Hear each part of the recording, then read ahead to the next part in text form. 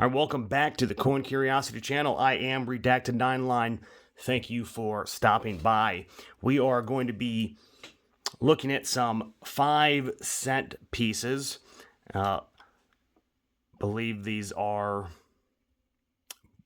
mostly Indian heads, and we're going to hope that we have some good finds in here, hoping that some luck comes our way. These were from the mid 20th century coin collection purchase that I had done a while back. So we are still working on going through all of the coins that we had acquired, as well as some currency that was in the purchase as well. So let's see what we have. Don't forget to hit that like and subscribe if you would be so kind, especially if you'd like to be up to date with when new videos are uploaded to the channel. And we will be using the scope today. So let's go ahead and zoom in on that. So we'll be going over the assessed values of certain coins, or what they are known to go through, the mintages, if there's any errors and so forth. I do apologize as I get everything settled in right here. So the first couple of coins, though, look to be some Jeffersons.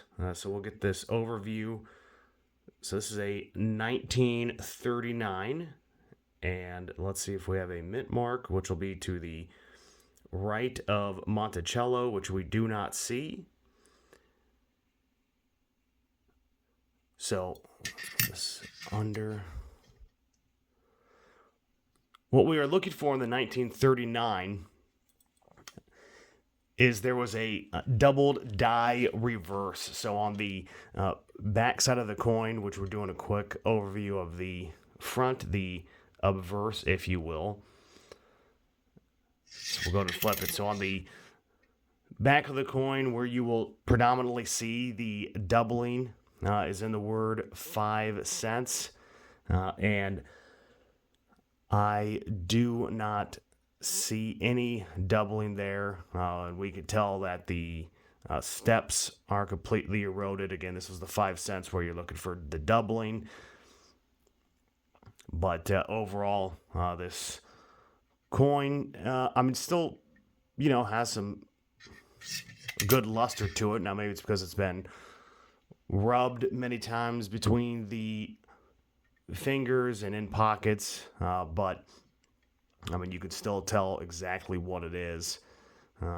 Strong date as well. So this can range anywhere from the 5 cents to $175.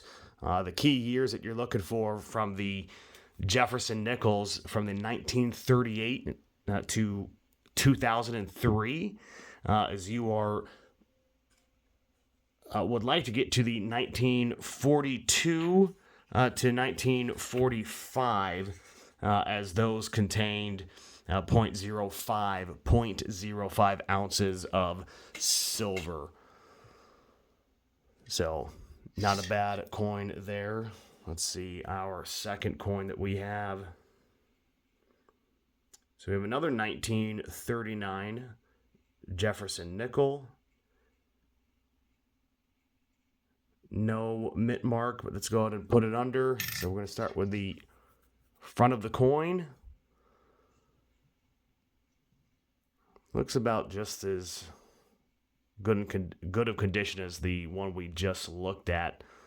But 1939, let's go ahead and take a look at the back of the coin.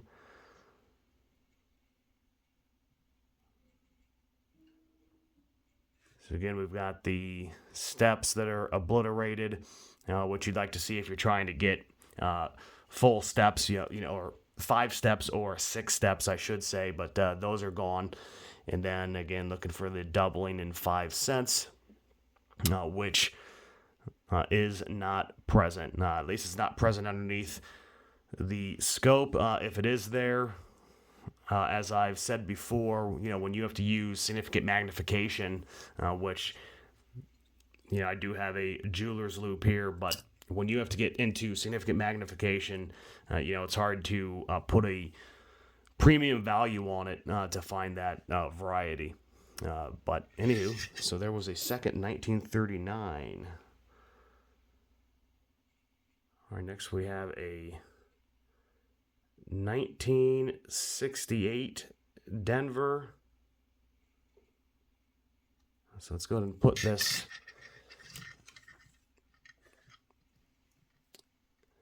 under. So we have the In God We Trust, Liberty 1968 Denver. And I do apologize if I did not give a total mintage for that 1939. It was 120,615,000 for the 1939 Jefferson nickel. But the 1968 Denver was 91,227,880. So a few less than the 1939. And you are going in between 5 cents to $35 again, approximately. You look for the steps, they are not there. Looking for any other anomalies, you do not see. And we have the initials for the designer of the Jefferson nickel, which was Felix Schlag. So there we go. The 1968 was not a bad looking coin overall. All right, here we go. We have another 1939. No mint mark, Philadelphia. So let's go ahead and throw it under. Liberty 1939.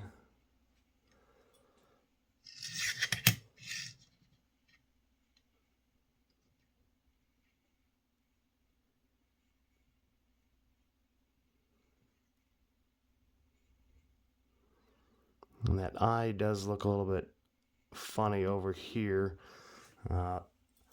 Let's see. I will go ahead and do a quick look. Let me do a check on that. And yeah, there's nothing special about that.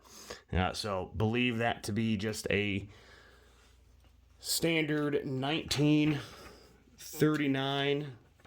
So we'll go ahead and move on to the next.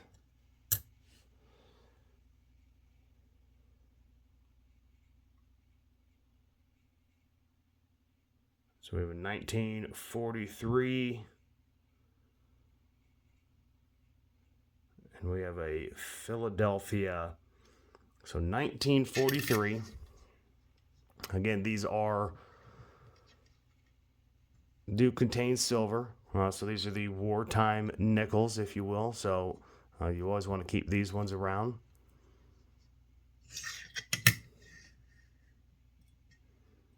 So there's that dominant mint mark, which is placed above Monticello for the wartime years. And your 1943 Philadelphia. So we have a couple variations. We can have a 3 over a 2.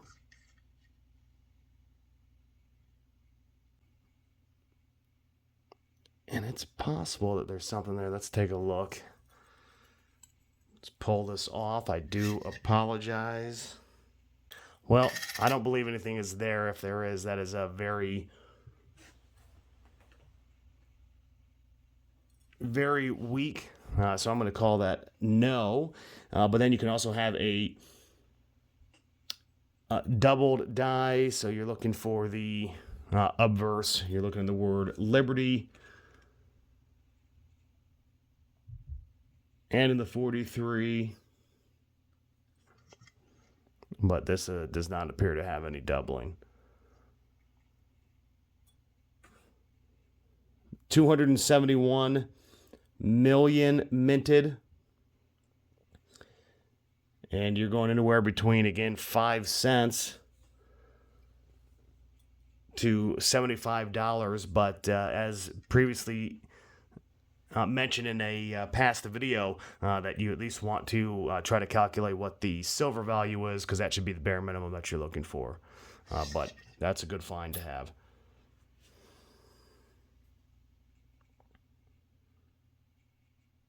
All right, now we've got a 1944.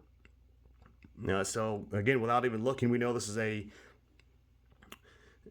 silver wartime nickel, and I do like the front of this coin. We can see those striations, possibly where it was wiped down, cleaned, whatever it may be, but I do like the look of that. So let's see, 1944 Philadelphia. All right, let's put this under quickly. So any 1944 nickels that do not have a mint mark are known to be counterfeits. So you always want to see at least a Philadelphia, Denver, or San Francisco, a P, D, or S. And just a quick look on the back. Of course, we're not going to see any of those steps. I say of course, and these have been circulated and how old they are now. But what another good find to have. All right, here's another 1939. All right, so that's just, we know what we're looking for. We're looking for the back. And for the doubling in 5 cents, which we do not see. No steps in Monticello.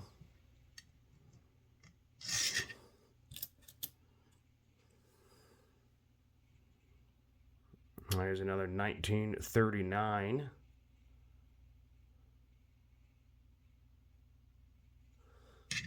And Philadelphia once again. Steps are gone. 5 cents are gone. It's possible that this was wiped down quite a bit, as we see all the dirt, grime, and so forth built up underneath the lettering, where all the raised pieces would be.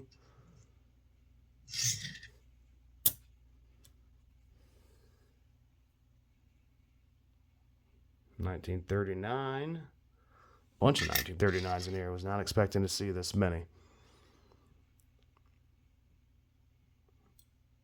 All right, and we've got no doubling, no steps, and again, 120,615,000. No silver content, so we're going from a nickel to $175, depending on the buyer and seller and how they like the coin. All right, 1939. All right, we'll try to burn through these fairly quickly.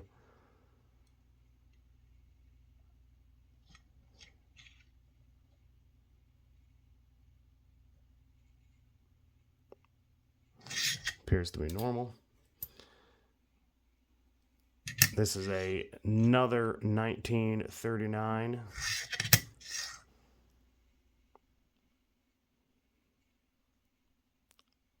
Do not see any doubling. Well, it looks like we have a few more Jefferson nickels than what I thought. So here's again, another 1939.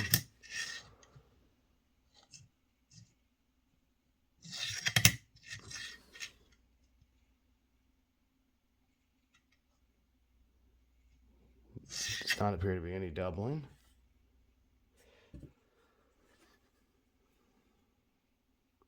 Holy smokes, we have a 1938. Yeah, I just presumed that we were going to keep on coming across the 1939. So 1938 was first year that the Jefferson Nickel Monticello reverse came out after the Buffalo Nickels, which I'm starting to think that there's probably only one that was in this roll, or in this coin tube rather. But The 1938 came from Philadelphia, Denver, and San Francisco as well. So let's see what we have.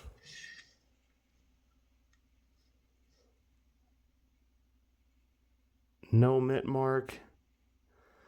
I mean, that appears just to be part of the die. I don't think that does not look to be any mint mark to me. So 1938, unfortunately, we probably would have loved to have had a Denver or a San Francisco, but 19,496,000 minted, and we're going from a nickel to $150. So it's actually nice to have this one. Glad we came across that.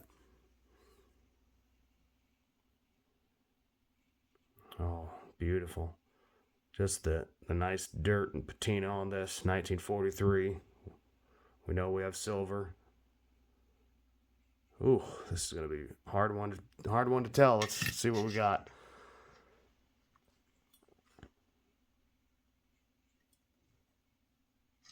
All right.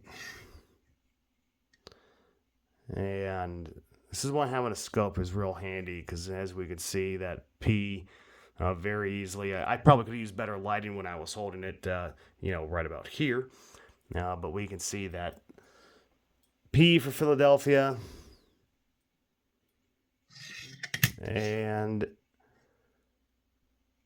trying to see any sort of doubling. I do not see. Or the 3/2 does not look to be there either. So, but hey, we'll take that. 1964.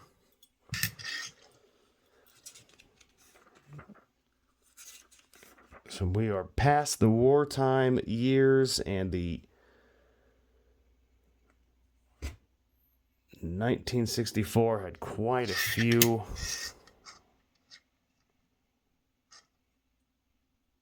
minted. No mint mark. And we are at, just over 1 billion minted. And 5 cents to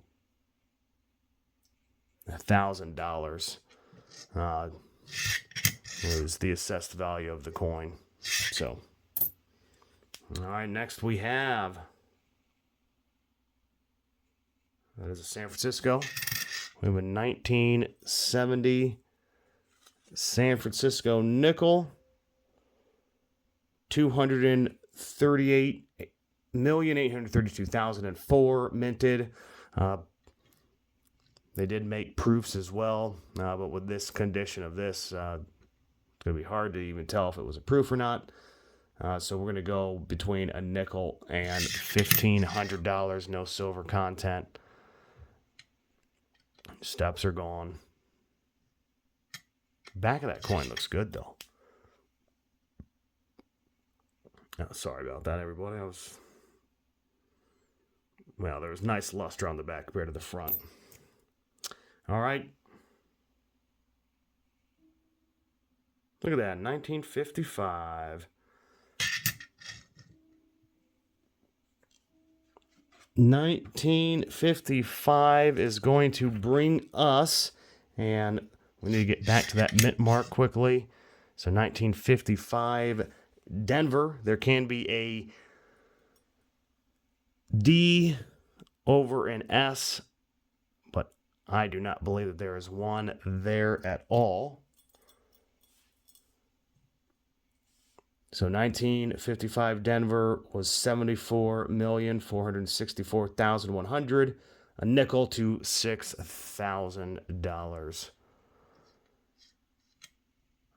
Again, no steps.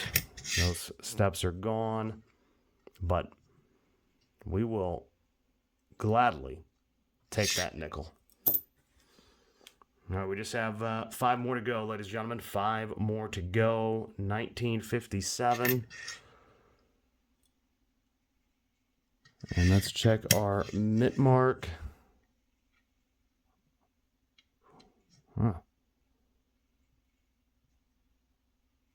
Denver, but look at that. Look at the reverse of that. You can see how, let's see if I can get the,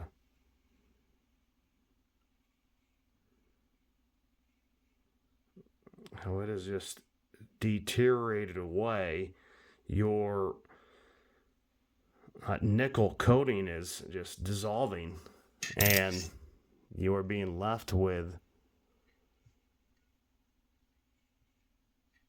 that look. And that looks, I think the look of that is pretty awesome.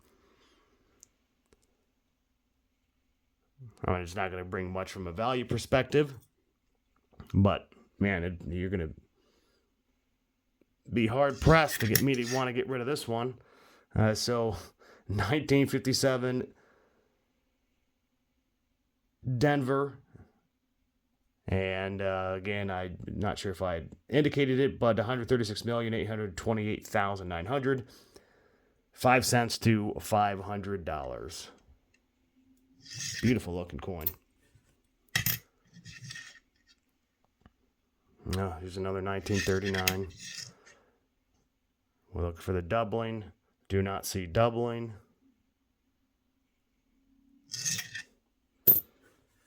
Okay. All right. Well, hey, look, everybody. We have finally made it to the Buffalo nickel. So let's go ahead and put that under.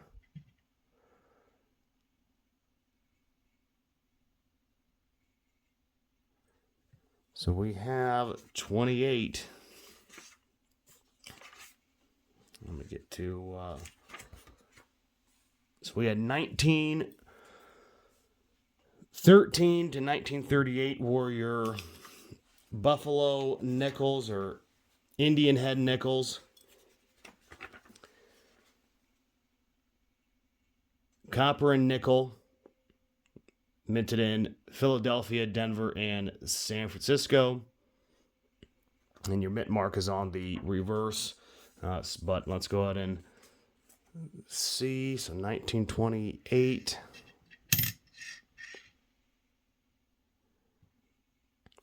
And you are looking to find that mint mark right underneath the 5 cents. So with this being then 1928 Philadelphia, and for those wondering, this letter right here is an F, which is the first initial of the last name of the designer, which was James Earl Fraser, or Frazier, depending on how you want to pronounce it. But 1928, Philadelphia, 23,411,000, anywhere from 5 cents to $280. So not a bad Buffalo to put in the collection. We'll double check if we need it or not. And then looks like we got a little bit lucky with 2 of the nickels in here as well. So we have this 1899.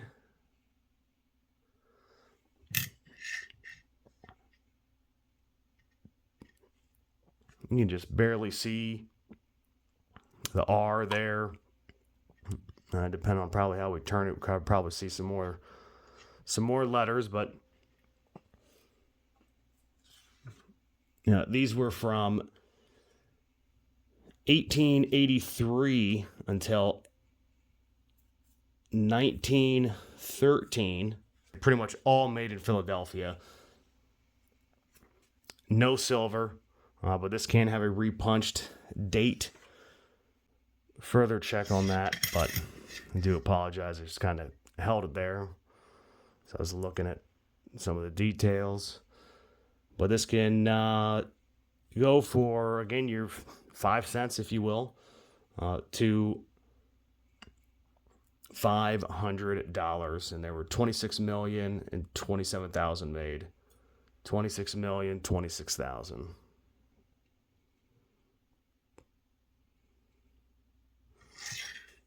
And the last coin in this tube, 1902.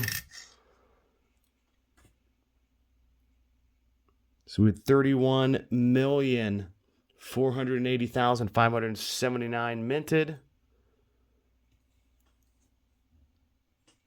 5 cents to $450.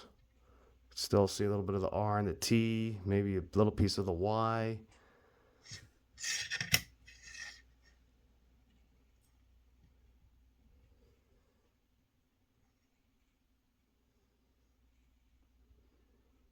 Overall, not too shabby. All right, so we had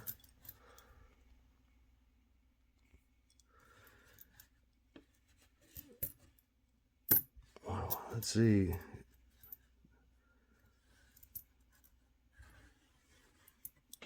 Quite a few.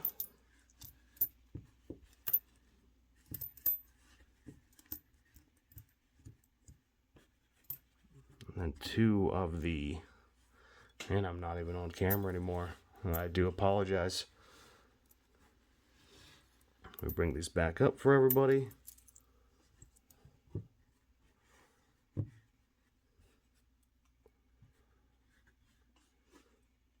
So 5, 10, 15, 19, 19 Jefferson Nickels, 2 Liberty heads, and 1 Indian head or Buffalo head that were in the tube. Overall, not bad. No major varieties. A few had some low mintages, but I do not believe that they were key dates from the perspective of within their series. But glad to have them. We'll go through and put any of these in flips that we need to put in flips, see what we need to put in our collection books, and what we will be willing to part with. I do thank you for watching. If you've made it this far, thank you very much. Any little bit of time that you can watch is always appreciated. I do appreciate it. Don't forget to hit that thumbs up if you've enjoyed the content. Perhaps maybe you learned something, as I always like to continue refreshing my memory on the coins. And don't forget to subscribe. I have been Redacted 9line for the Coin Curiosity channel. Thank you for watching. Take care.